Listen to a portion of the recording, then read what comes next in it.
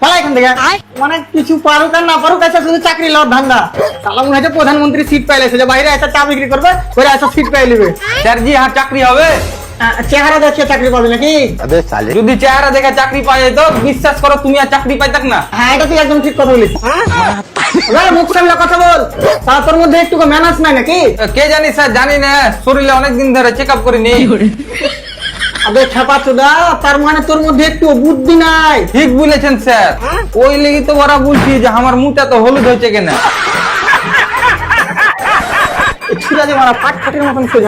দেখ তুই যখন কোথাও চাকরি লেগে ইন্টারভিউ দিতে যাবি তখন ওখানে তোকে ভদ্রতার সাথে কথা বলতে হবে। কিন্তু বাইরে তো কোনো ভদ্রতা নামে কেউ ছিল না। अगर हम करें तो करें क्या, बोले तो बोले क्या। একটা মোটা করে কালো পাঠার মতন দেখতে লোক ছিল, ওই বললে ভিতরে চলে যাও।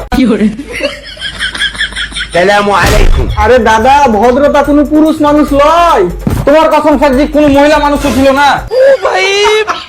আরে কে কোথায় আছে, তোমার প্রেসারের ওষুধটা দিয়ে যা। আরে তুই পালা এখান থেকে। হ্যাঁ চলে যাচ্ছি স্যারজি, কিন্তু যে ওষুধ গুলা খাইলে ম্যানার্স হবে ওই ওষুধ গুলা কোনটা পাওয়া যায়?